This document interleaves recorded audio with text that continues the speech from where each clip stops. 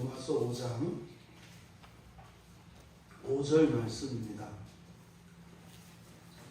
우리 5절과 6절을 함께 읽겠습니다. 로마서 5장 5절 6절을 같이 읽겠습니다. 소망이 우리를 부끄럽게 하지 아니함은 우리에게 주신 성령으로 말미암아 하나님의 사랑이 우리 마음에 부은 바 되니 우리가 아직 연약할 때에 기약대로 그리스도께서 경건하지 않은 자를 위하여 죽으셨도다. 아멘. 5절만 제가 한 번 더 읽겠습니다. 소망이 우리를 부끄럽게 하지 아니함은 우리에게 주신 성령으로 말미암아 하나님의 사랑이 우리 마음에 부은 바 됨이니. 아멘. 바울 사도께서는 바로 앞에서 이야기했던 그 하나님의 그 영광에 대한 소망, 그것을 지금 5장 5절에서 가리키는 바로 그 소망입니다. 바로 그 소망. 5장 2절에서 하나님의 영광의 소망, 우리말 성경에는 하나님의 영광을 바라고 이렇게 되어 있는, 이것이 직역을 하면 하나님의 영광의 소망이다 이렇게 말씀을 드렸습니다. 그러니까 5절에서 말씀하고 있는 이 소망이라는 말 앞에 헬라어 원문에는 정관사가 붙어 있어요. 그래서 그 소망 이렇게 되는 겁니다. 그 소망이 우리를 부끄럽게 하지 않는다. 그러니까 그 소망은요, 바로 앞에 2절에서 밝혔던 하나님의 영광의 소망이에요. 하나님의 영광의 소망이라고 하는 것은 우리가 하나님의 영광을 덧입는 소망입니다. 우리가 하나님의 형상을 완전히 회복하는 그 소망입니다. 성경에서 소망이라고 하는 말은 우리가 사용하는 이 국어사전적인 의미의 소망과 완전히 다릅니다. 우리가 사용하는 소망이라고 하는 말은 장차 미래에 이루어지기를 바라는 것이죠. 그러니 그것은 가변적입니다. 그러니까 불확실합니다. 우리가 죽을 힘을 다 해도 사실 그것은 운명에 맡겨져 있는 것 같은 것, 그것이 소망이죠. 그런데 성경에 사용되어지는 이 엘피스라고 하는 말에 대한 번역으로서의 소망은 미래에 이미 되어진 것입니다. 우리가 열심히 신앙생활하고 열심히 성경 공부하고 기도하고 하나님 말씀대로 아주 예수의 인격을 가지고 잘 살아가면 끝에 가서 그렇게 되는 것이 아니라 사실상요, 이미 누군가가 예수 그리스도를 믿었어요. 그런데 그 사람이 엉망진창인 인생을 살았다고 칩시다. 근데 그 끝은 어떻다는 거예요? 되어 있다는 거예요. 이것이 인과론적 사고에 철저히 매여 있는 한국 사람들에게는 이해되어지지 않고 받아들여지지 않는 겁니다. 심지어 복음으로 그렇게 이야기를 해도요, 하나님이 그렇게 하시면 안 되지 않나? 그래도 어지간한 사람만 골라서 하셔야지 다 그러면 되나? 이게 우리나라 사람들의 이 사고방식이에요. 이게 복음이 들어가지 않는 가장 큰 적이 이 소망이라는 이 말씀에 대한 의미를 받아들이는 것인데 이게 어렵습니다. 그러니까요, 우리가 누군가를 질책하거나 판단하거나 막 화를 내는 이유가 어디에 있어요? 그렇게 하면 저렇게 안 되기 때문이에요. 또 그렇게 안 하면 큰일 나기 때문이에요. 그러니까 사랑하는 마음에서 화를 내는 거죠. 사랑하는 마음에서 비난을 하는 거죠. 왜요? 너 그렇게 하면 절대로 안 되거든. 내가 너를 위해서 하는 거야. 이게 맞죠. 우리가 소망을 잃어버리면 금세 평화가 깨어집니다. 뭐래요? 정의의 이름으로, 사랑의 이름으로. 말이 됩니까? 사랑의 이름으로 사랑을 깬다? 모순이죠. 왜 그런 일이 일어나요? 소망이 무엇인지 모르기 때문입니다. 소망. 지금 바울 사도께서 우리를 부끄럽게 하지 않는 소망이라고 하는 바로 그 소망이 하나님의 영광의 소망이다. 여러분 평생에 이것을 잊으시면 안 됩니다. 어떤 경우에도 하나님의 영광의 소망이 예수를 그리스도라 믿고 주로 영접한 모든 이들에게 확정되었다고 하는 사실을 잊어버리지 마십시오. 내 내면이 헝클어지고 말이지요. 심지어는 신앙조차도 회의를 할 때, 그리고 인생에서 길이 사라진 것 같을 때 그 소망을 꼭 붙드십시오. 반대로 여러분들의 인생이 만사형통하고 세상 사람들로부터 부러움을 받는 어마어마한 부와 권력과 아름다움과 영예를 나가진다 할지라도 소망을 붙드십시오. 그 소망을 잃어버리면 그런 영광과 명예와 부와 권력이 여러분들을 파멸로 이끌게 됩니다. 우리의 소망은 오직 하나님의 영광의 소망인 것을 잊지 마시기 바랍니다. 저도 그랬던 것 같아요. 이 3일을 이렇게 지나면서 요즘 우리 교회가 이렇게 정말 하나님의 은혜가 계속 부어지고 있어서 너무 좋지 않습니까? 얘기하고 싶고 누가 물어봐 주기를 바라고 막 이러잖아요. 이런 은혜가 있단 말이에요. 근데 제가 놀라운 추락을 경험했습니다. 너무너무 좋은 상황이에요. 너무너무 좋은 상황이에요. 그런데 그런 기쁨과 만족의 이유가 바로 나를 구원하신 예수 그리스도, 그리고 지금 나와 우리 가정과 이 교회 안에서 일하고 계시는 그 그리스도가 아닌 다른 무엇에 대한 기대로 조금이라도 벗어나게 되면 순식간에 평안은 깨집니다. 이게요, 기가 막힌 거예요. 한편으로는 감사하기도 한데 정말 얼마나 우리가 긴장하고 살아가야 하는 것인지를 알아야 됩니다. 그러니까 그리스도가 아닌 다른 어떤 환경 또는 어떤 대상에 대하여 우리가 믿고 소망을 가지면 여지없이 그 환경과 그 대상은 나의 가슴을 산산조각냅니다. 우리가 그리스도 안에서 누리는 사랑과 평화라야 그것이 참된 것이고 영원한 것이지, 그리스도를 한쪽으로 잠깐 제쳐놓고 딴 살림을 차리는 듯하면 그 순간 우리는 그냥 날개 꺾인 새 마냥 추락하게 된다고 하는 사실을 저는 절감했습니다. 우리가 의식하지 않고 숨을 쉬는 것처럼 그 소망이 평생 우리를 끌고 가야 되는데 죄는 그러진 않아요.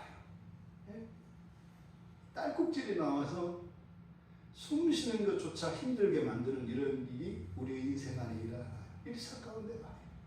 한편을 보면은 너무나 감사하고 정말 복된 시간인데도 불구하고 그리스도께서 주신 소망에서 딱 벗어나면 다 소용없어요. 다른 사람들은 아무리 부러워하고 좋겠다고 하는데 나는 지옥이에요.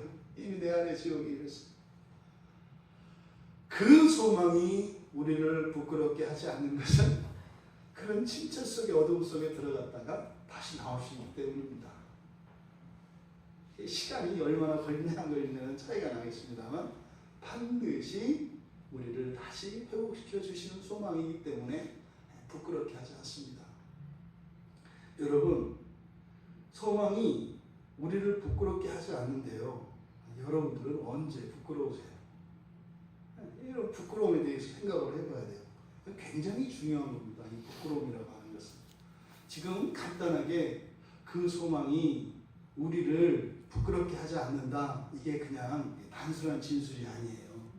이것은 하나님의 창조에 대한 진술이고 인생의 중요한 원리에 대한 지금 진리를 가르쳐 주시는 것입니다. 엄청난 이야기거든요. 일상적으로 우리가 보통 이렇게 부끄러움을 느끼는 이유를 이렇게 한번 생각을 해보면 그런 내면과 환경이라고 하는 이런 그 원인, 부끄러움의 이런 내적인 원인과 외적인 원인이 있을 수 있어요. 그러니까 그냥 우리가 보통 부끄러움을 느끼는 것은요, 어떤 일이 잘못되었을 때, 내가 한 일이 잘못되었어요. 그 바람에 그것으로 인해서 내가 참 우습게 된단 말이죠. 사람들에게 말이에요. 그러지 않아요? 굉장히 조심스럽고 그리고 아주 완전해야 되는 그런 자리에서 어이없는 실수를 이제 딱 한단 말이죠. 그러면 이 모양새가 이게 보통 구겨지는 게 아니거든요. 그래서 어떤 우리 일이 겉으로 드러나는 이런 일이 틀어져서 우리가 이렇게 겉으로 드러난 이런 일들로 인해서 우리가 부끄러움을 느낄 때가 있어요. 또 하나는 겉으로 드러나지 않지만 우리 안에 있는 양심의 거리낌으로 부끄러움을 느끼기도 합니다. 그러니까 일이 잘못되는 것은 외적인 원인이겠고 우리의 양심에서 벗어나는 것이 원인이 될 때는 내면적인 그런 내면의 원인이 있는 것이겠죠. 이런 경우에 다른 사람들은 다 높여주지만 그러면 그럴수록 나는 더 부끄러워지는 겁니다. 그래서 내적인 원인이 있고 외적인 원인이 있어요. 근데 또 다른 그 기준은 뭐 이런 거죠. 객관적인 게 있고 주관적인 게 있어요. 이 부끄러움의 원인이. 그러니까 객관적인 것은 뭘까요? 누가 봐도 그거는 부끄러워해야 될 거예요. 그런데 주관적인 원인은 뭐냐면 다른 사람들은 그건 전혀 부끄러워할 일이 아니에요. 근데 정작 본인은 부끄러워 죽겠는 거예요. 이렇게 객관적인 원인과 주관적인 원인이 있습니다. 그러니까 이제 이게 바뀌면 문제가 되는 거예요. 그러면 객관적으로 부끄러워해야 할 것을 부끄러워하지 않아요. 그럼 이제 뭐가 돼요? 뻔뻔해지는 겁니다. 무례해지는 겁니다. 이게 문제가 되죠. 근데 주관적으로 부끄러워할 필요가 없는 것을 부끄러워하는 경우가 있어요. 그것은 자기 스스로를 보통 어떤 컴플렉스라든지 열등감이라든지 이런 식으로 표현을 하죠. 다른 사람들이 오면 아주 훌륭하게 잘했는데 그 사람은 늘 부끄러워. 이건 겸손한 게 아니에요. 왜요? 계속해서 자기에게 상처기를 내니까요. 아주 뭐 뼈가 닳도록 일을 다 해내도 어떻게 해요? 계속 부끄러워. 계속 문제가 있어. 죽으면서도 부끄러워. 죽는 게. 또 사니까 또 사는 게 부끄러워. 이게 이 객관적인 원인과 이 주관적인 원인을 우리가 잘 분별할 수 있어야 합니다. 여러분, 이렇게 부끄럽지 않다. 그 소망이 부끄럽지 않다. 이렇게 얘기하는 것은 우리 내적인 원인들, 그리고 외적인 원인들, 그리고 이런 객관적인 원인들, 주관적인 원인들, 이 모든 원인들 가운데 하나도 없다는 거예요. 하나도 없다는 거예요. 그러니까 이게 뒤엉킬 일도 없고, 또 겉으로 드러나는 우리 일상의 삶에서도 없고, 우리 내면에서도 없고, 주관적으로도 없고, 누가 봐도 없게 한다는 거예요. 뭐가요? 그 소망이요. 엄청난 겁니다. 그 소망은 아무리 지나쳐도 지나치지 않아요. 또 아무리 겸손해도 겸손해지지 않아요. 그냥 그대로다 이 말이죠. 이 부끄러움, 이것이요, 여러분, 성경에서 다루고 있는 인간의 타락의 결정적인 심각한 손상이 바로 이 부끄러움입니다. 창세기 2장 25절에 가면 아담과 하와가 있어요. 벌거벗었거든요. 그런데 뭐라고 해요? 부끄러워하지 않았다. 그래요. 부끄러워하지 않았다. 그러니까 이 부끄러움이라는 말은 성경의 언어로서 부끄러움이라고 하는 말은 죄 있는 상태를 말해요. 죄가 들어와서 오염된 상태의 인간의 상태를 부끄러운 상태라고 이야기한다고요. 그런데 여기서 뭐라고 해요? 소망이 부끄럽게 하지 않는다. 그러면요, 시간적으로 말입니다. 어떤 사람이 그리스도께서 주신 그 소망을 붙드는 순간 시간적으로는 막 거슬러 올라가서요, 아담과 하와의 타락 이전의 상태로 가는 거예요. 뭐가요? 그 소망이요. 엄청난 거죠. 그랬던 부끄러워하지 않던 사람이 창세기 3장 10절에 가면 이제 타락한 이후에 숨는 일이 일어납니다. 이제 두려움이 생깁니다. 두려워요. 그리고요, 숨어요. 회피한다고요. 감춘다고요. 비밀이 생겨요.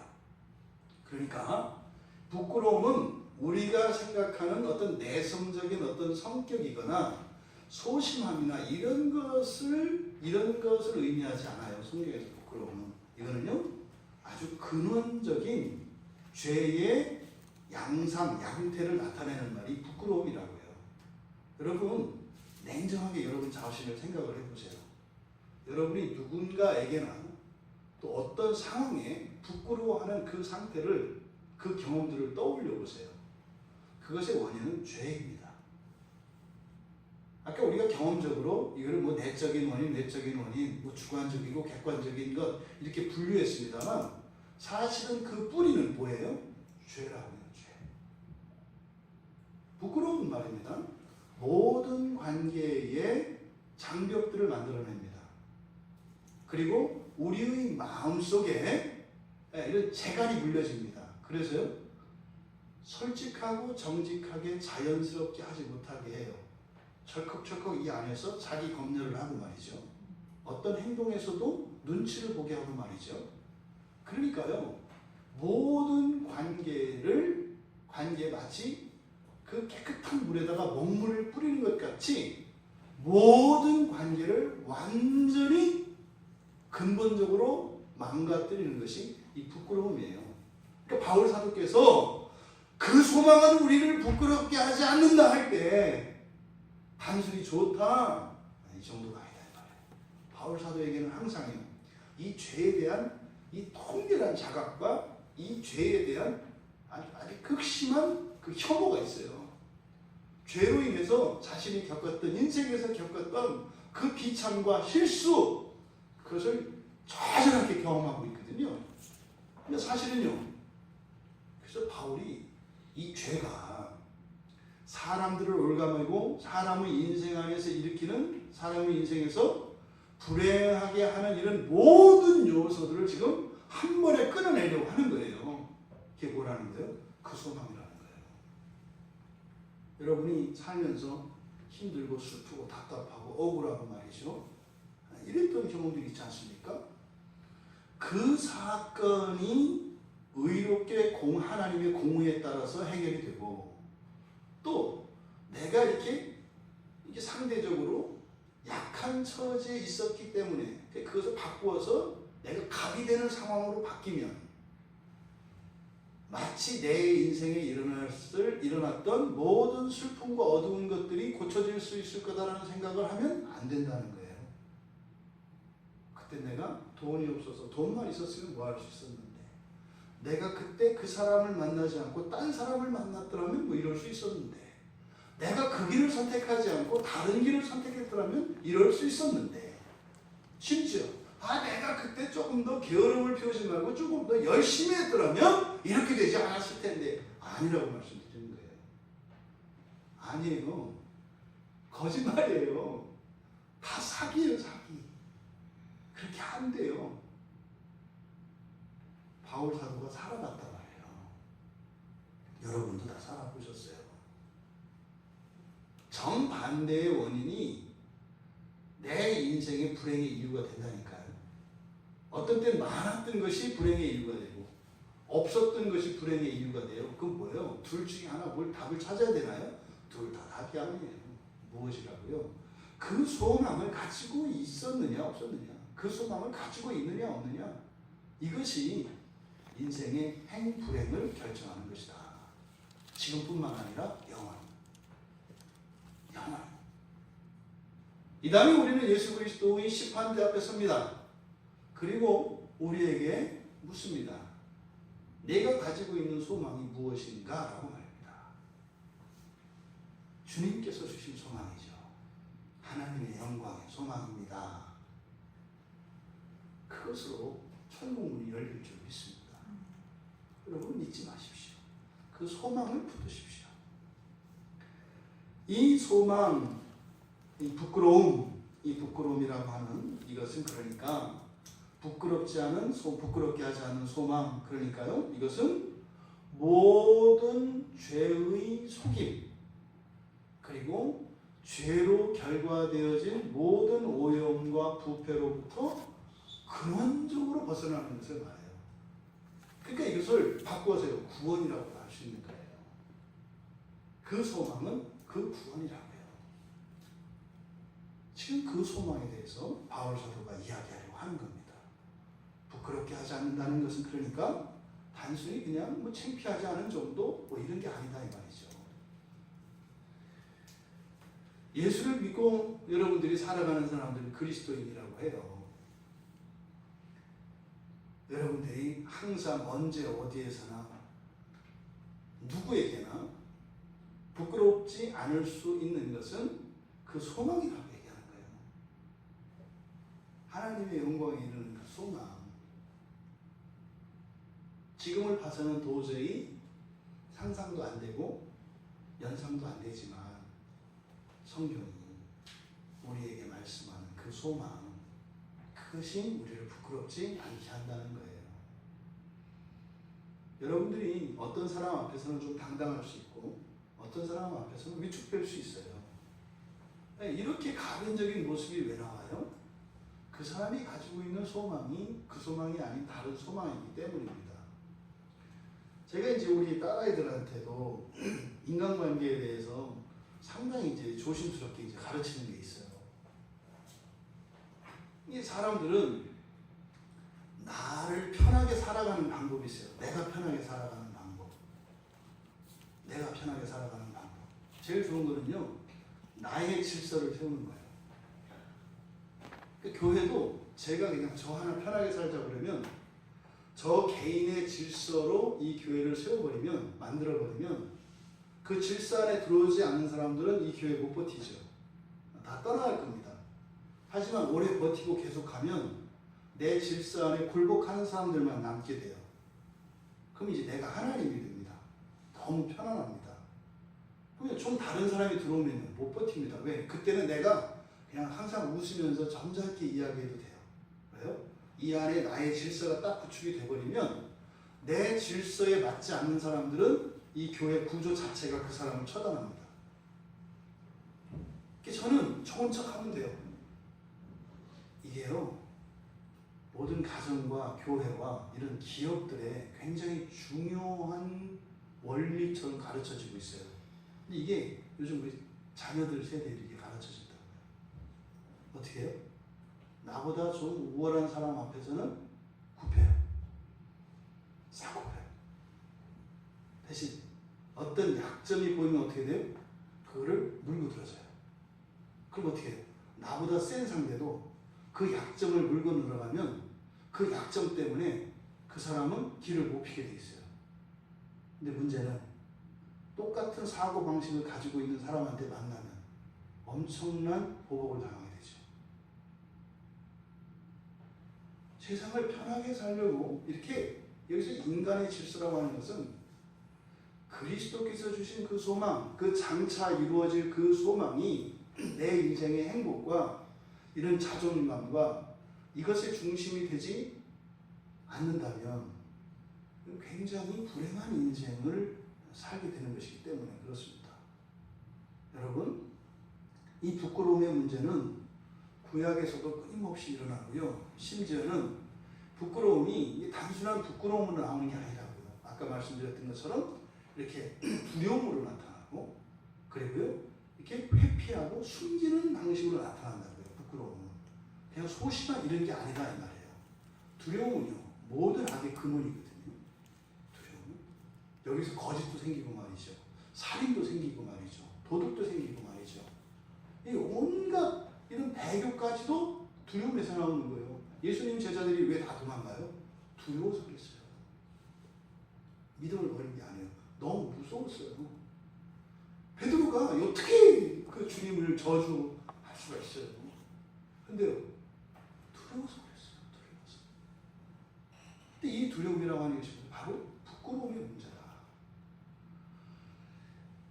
이 부끄러움이라고 하는 이 말이 구약에서 사용되는 본문 가운데 대표적인 본문으로 우리 시편 하나 봤으면 좋겠습니다. 시편 31편을 한번 가보십시오.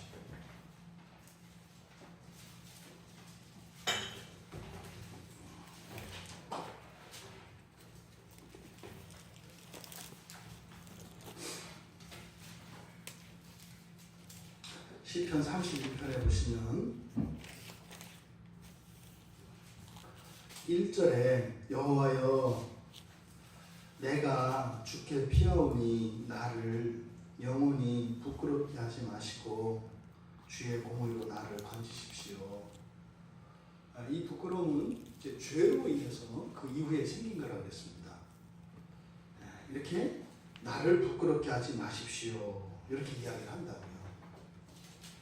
그리고 밑에 이제 쭉 가보시면 8절에 9절에 이제 보십시오. 9절부터 18절까지 우리 같이 읽겠습니다. 여호와여 내가 고통 중에 있사오니 내게 은혜를 베푸소서. 내가 근심 때문에 눈과 영혼과 몸이 쇠하였나이다. 내 일생을 슬픔으로 보내며 나의 연수를 탄식으로 보내며 내 기력이 나의 죄악 때문에 약하여지며 나의 뼈가 쇠하도소이다. 내가 모든 대적들 때문에 욕을 당하고 내 이웃에게서는 시민이 당하니 내 친구가 놀라고 길에서 보는 자가 나를 피하였나이다. 내가 잊어버린 바 되니 죽은 자를 마음에 두지 아니함 같고 깨진 그릇과 같으니이다. 내가 무리의 비방을 들었으므로 사방이 두려움으로 감싸였나이다. 그들이 나를 치려고 함께 의논할 때에 내 생명을 빼앗기로 꾀하였나이다. 여호와여 그러하여도 나는 주께 의지하고 말하기를 주는 내 하나님이시라 하였나이다. 나의 앞날이 주의 손에 있사오니 내 원수들과 나를 핍박하는 자들의 손에서 나를 건져 주소서. 주의 얼굴을 주의 종에게 비추시고 주의 사랑하심으로 나를 구원하소서. 여호와여 내가 주를 불렀사오니 나를 부끄럽게 하지 마시고 악인들을 부끄럽게 하사 수월에서 잠잠하게 하소서. 교만하고 완악한 말로 무례히 의인을 치는 거짓 입술이 말 못하는 자 되게 하소서. 우리가 뜻하지 않은 불행과 어려움들을 겪을 때가 있어요. 그럴 때 우리는 부끄럽습니다.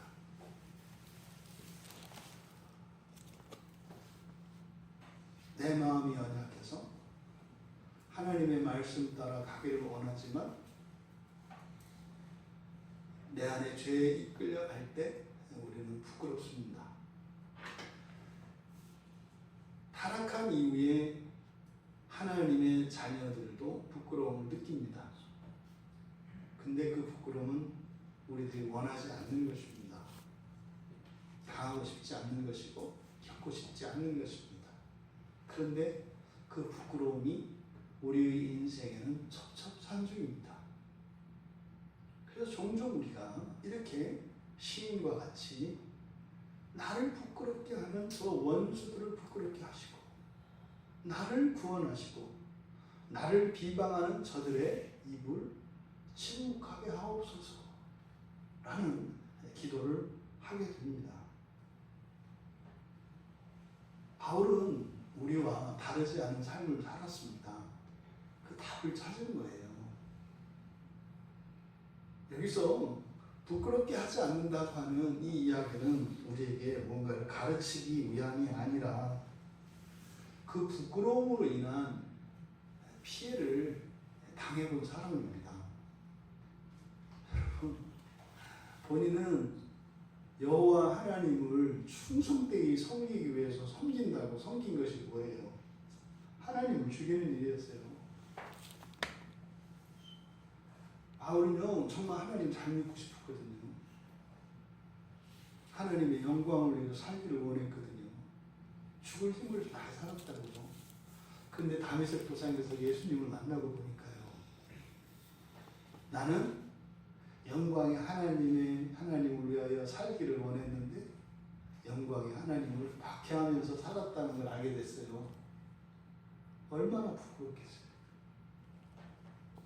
난 그게 아니었는데, 난 정말로 하나님 사랑하고 하나님을 위해서 살고 싶었는데 내가 한 짓은, 내가 했던 생각은 정반대였어. 얼마나 부끄럽겠냐고요. 또 그래서 이제 진리를 깨닫고 말이죠. 예수님이 하나님이신 것을 알게 되고 믿게 돼서 또 그렇게 살아요. 근데 살았더니 이제 맨날 부끄러움 또 당해요. 예수를 알고 나서 이제 예수를 위해서 살려고 그러니 맨날 부끄러움을 당해. 바로 죄의 결과가 뭐라는 거예요? 부끄러움이에요. 바울 사도의 신학에서 굉장히 인생을 함축적으로 나타내는 말이 부끄러움이라는 말이에요. 이것은 매우 성경적이죠. 그러니까 바로 우리를 부끄럽게 하지 않는 것이라고 하는 것은 뭐예요? 우리 인생의 모든 괴로움과 슬픔과 아픔과 불행의 요소들로부터 벗어날 수 있는 길, 어마어마한 이야기를 이렇게 한마디로 짧게 한 거다 이 말이에요. 왜 그 소망이 우리를 부끄럽게 하지 않냐? 설명 못하면 이제 어떻게 하는 거예요? 그냥 믿음. 완전히 안 돼. 이렇게 믿음이 없어가지고 믿음이 안 생기는데 어떡하지? 또 뻔하죠. 그다음 기도했는데 더 해. 이제 안 하면 돼. 굶어도 안 돼. 조금 더 뭐 이렇게 해. 그럼 이제 안 되면 집을 맞춰 뭐 이렇게 가는 거죠. 네가 자기 부인을 안 해서 내려놔. 붙들고 내려놔. 뻔한 수순이죠. 그런 거를 바울 사도가 모를 리 없죠. 그러니까 그렇게 하지 못하도록 뒤에 이제 설명을 해줬어요. 그러면 우리 인생의 모든 불행의 원인을 부끄러움이라고 할 때 그 부끄러움이 감히 침범할 수 없는 어디예요? 우리 인생이에요. 그러니까 우리 인생에 이런 불행할 수 있는 어떠한 요소도 감히 범접하지 못하게 하는 그 답이 그 소망이다 이렇게 이야기를 했는데, 그 소망은 바로 하나님의 영광의 소망이라고 했어요. 근데 왜 그러냐? 이제 그런 이제 5절 하반절에서 설명을 하는 거예요.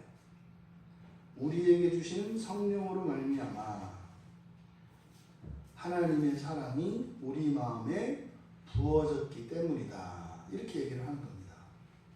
여러분, 이 소망이라고 하는, 여기서 말하는 그 소망은 그저 단순히 자기 확신에 기초하거나 아주 강렬한 그런 소원을 가리키는 게 아닙니다. 왜냐하면 바로 앞에서 그 소망이 어떻게 생겨나는 것인지 이야기했다고요. 무엇을 통해서 생겨나요? 환난과 인내와 연단이라고 하는 이 과정을 통해서 그 소망이 생겨난다고요. 그냥 어느 날 문득 교회 왔더니 될 것 같은 기분, 되겠네. 또 사람들의 간증을 들어보니까 또 많은 사람들이 그렇게 됐다네. 이걸 붙잡아야 되겠다. 이런 게 아니라고요.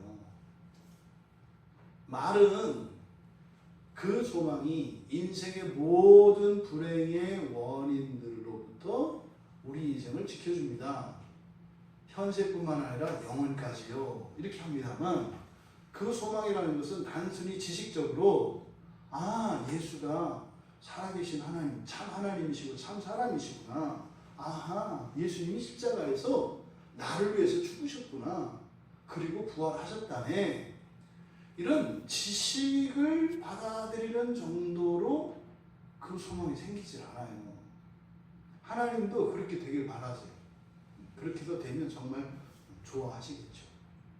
근데 죄인된 우리들에게는 그 소망이 그런 식으로 안 생겨요.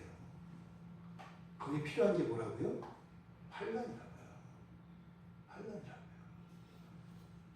우리가 오해하지 말아야 되는 것, 그럼 예수 믿으면 환난이 뭐냐? 예수 믿으면 그 환난이 그 소망으로 바뀌는 거고, 예수 안 믿으면 그 환난은 그냥 그림자였고 진짜 환난을 겪는 거고, 이거예요. 환란은 예수 믿었다고 오는 게 아니에요. 인생 자체가 환란이에요. 그거는 불교도 다 안다니까요. 생은 고해다. 그건 다 초보적인 거예요. 다 아는 거예요. 다. 예수 안 믿는 사람도 아는데 왜 예수 믿는 사람들은 그걸 모르랍니까? 인생 자체가 환란이에요. 시험이고요. 그런데 예수를 믿고 안 믿으면 그 차이가 뭐예요? 환란이 없어지는 게 아니라니까요. 그 환란이 그 소망으로 바뀌는 거라고요. 똥이 금이 되는 거라고요. 예수 믿지 않으면요. 환란은 환란도 아니에요. 환란이 가장 좋은 때가 돼요. 여러분들이 혹시 신앙 안에서 연단을 받아보시면 환란을 겪어보신 분들은 알아요. 이게 인생의 막장이다 이렇게 느낄 때가 있어요. 더 이상 지옥은 없다 이럴 수 있어요. 근데 하나님 앞에 꺾어지지 않고 돌아오지 않아요. 지나보면 어떻게 해요? 그때가 더 낫다 이렇게. 막장 끝도 없습니다. 너무너무너무 불행한 것 같으세요? 끝도 없이 불행이 있어요. 착각하지 마세요. 다만 지금의 불행을 막장으로 생각해야 돼요. 네, 아프고 힘드니까. 하나님도 마음 아프고 나도 아파. 거기서 돌이켜야 된다고요. 그러니까 작은 환란이 왔을 때 그걸 돌이켜서 말할 수 있어야 돼요. 환란은 엄청 커야 되느냐? 그러지 않아요. 또요. 다른 사람들이 봤을 때는 아무 환란이 없는 것 같은 삶 속에서도 환란을 느껴야 한다고요. 그러면 어떻게 돼요? 점점 연단되어져서 그 소망으로 또 나가는 거죠. 이런 인생을 살아야 돼요. 근데 여기서 말하는 그 소망은 반드시 이 인생 안에서 신앙을 붙들고 포기하지 않고 나아갈 때 생기는 소망이에요. 그러니까 특별히 뭐 이렇게 또 열심히 해야 되가 이런 게 아니다 이 말이에요. 우리가 지난주 살펴보았던 것처럼 여기서 말하는 뭐 인내, 연단 이런 것은 우리가 생각하는 그런 게 아니다. 그냥 예수 믿고 사는 거, 네? 예수 믿고 사는 거 이게 그냥 인내라니까요. 연단은요. 그렇게 살다 보니까 내가 이렇게 됐더라. 그냥 이게 연단이라니까요. 열매. 그러니까 이제 아무 환란도 없이 이제 막 예수 믿기 시작한 사람과 아주 오랫동안 변하지 않고 신앙을 잃어버리지 않고 꿋꿋이 그 길을 간 사람 사이의 소망은요 어마어마하게 차이가 나는 거예요. 삶에 눈에 보이는 것과 그 소망은 달라요. 여러분 그 소망을 붙드시기 바랍니다. 그 소망이 그러니까 결국은 예수를 믿고 나서 그 다음부터 예수를 믿으면서 살아가는 인생 이것을 인내라고 하는 것이고 그 과정에서 성령께서 우리를 날마다 새롭게 빚어주신 오늘 이게 연단이에요. 여러분의 오늘이 연단이라고요. 연단은요 신앙을 가지고 살아온 결과 오늘의 낮이요. 이거는요 절대 하찮게 보면 안 된다고 그랬어요. 왜요? 하나님의 최선과 우리의 최선의 노력과 하늘의 천사들의 최선으로 있는 것이 뭐예요? 오늘이라고요. 근데 그걸 무시하는 게 누구라고요? 나. 그게 나라니까요. 나. 다른 사람이 아니라. 사실상 우리 인생의 불행에 가면은요. 내가 하나님을 부끄러워해요. 내가 예수님을 부끄러워해요. 이것을 바꿔 말하면 뭘까요? 이거 없고 저거 없고 저거 문제고 이거 문제고 이거 문제고 이게 부끄러움이에요. 다른 게 부끄러움이 아니라 이 걱정 저 걱정 저런 염려 근심 이게 부끄러움이에요. 누가 해요? 내가 잖아요. 이건 이미 바울이 겪어본 거예요. 그러지 않고서는 이렇게 정확하게 내 마음을 알 수가 없어요. 이거는 겪어본 사람이니까 아는 거예요. 그 소망. 그러니까 그 소망은 바로 우리 그리스도인들의 실존을 말하는 거예요. 사실은. 예? 그리스도인들의 실존에서 여러분들이 가지고 있는 그 소망. 그러니까 이거는 다 있다고요. 다. 견고함의 크기나 분량은 차이가 있을 수 있어요. 그런데요. 다 있다 말이에요. 다. 그러면 예수를 믿는 사람의 공통점은 뭐예요? 부끄럽지 않을 수 있는 거예요. 근데 왜 부끄러워요? 그것이 아닌 다른 것으로 부끄러움을 면하려고 하니까 부끄러워한다 이 말이에요. 속는 거죠. 속는 거죠. 왜? 그 소망이 우리를 부끄럽게 하지 않는가? 뒤에서 있잖아요. 우리에게 주신 성령으로 말미암아 하나님의 사랑이 우리 마음에 부은 바 되었기 때문이다. 여러분 잘 보셔야 돼요. 우리의 사랑이에요? 하나님의 사랑이에요? 하나님의 사랑인 걸 잊지 마세요. 하나님의 사랑이 우리에게 그 소망이 부끄럽지 않게 하는 이유예요. 나의 사랑이 아니에요. 나의 믿음이 아니에요. 나의 능력과 나의 무엇이 아니에요. 뭐예요? 하나님의 사랑이요. 하나님의 사랑이 그 소망을 가진 자들을 부끄럽게 하지 않는다는 것이요. 그런데 여기서 뭐라고 되어 있냐면 그 하나님의 사랑이 우리 마음에 부어진다. 근데 성령으로 말미암아 이렇게 되어 있어요. 이게 뭘까? 사실 이것은 성령 부어지는 것과 동일한 표현이에요. 성령이여 내 안에 오시옵소서. 성령을 부어 주시옵소서. 오순절 마가의 다락방에 임하였던 그 사도들의 마음속에 부어졌던 그 성령 충만함, 이것이 하나님의 사랑의 부어짐과 동일한 표현이에요. 우리 안에 성령으로 충만한 것, 이것이 하나님의 사랑으로 충만한 것, 같은 개념입니다. 우리 안에 이런 성령 충만이 또 하나님의 사랑, 우리의 사랑이 아니라 우리의 공로가 아니라 우리를 향하신 그 하나님의 사랑이 우리에게 부어졌기 때문이라는 거예요. 그걸 어떻게 알아요? 그걸 이제 뒤이어서 설명하는 것이에요. 하나님이 하신 일과 하나님의 성품에 대해서 이제 열거하는 것입니다. 여러분, 여러분의 삶 속에 이런저런 걱정과 염려, 또 어려움과 이런 것들이 있습니까? 그것을 부끄럽다라고 얘기한다고요. 우리는 그렇게 이야기할 수 있어요. 하나님, 10편 36편 기자가 이야기했던 것처럼 저를 부끄럽지 않게 해주세요. 부끄럽지 않게 해주세요. 이 외적 환경에서 원수들이 나를 부끄럽게 하지 못하도록 하나님, 나를 도와주세요. 또 내 마음에서 죄가 역사해서 나의 마음은 정말 주를 추구하고 하나님의 말씀을 따라 살고자 하는데 번번이 거기서 벗어나 죄에 따르는 내면의 양심으로부터는 이 부끄러움에서 나를 구원해 주십시오. 주관적이고 객관적인 이 부끄러움에서 벗어나게 해주십시오. 그래서 나에게 부어주신 그 성령으로 그 하나님의 사랑으로 부끄러워하는 자들을 부끄럽지 않게 하는 그 일을 위하여 살아가는 영광의 삶을 살게 하여 주시옵소서. 그리스도께서 십자가에서 이루시고 여러분들에게 주신 그 소망은 하나님의 영광의 소망입니다.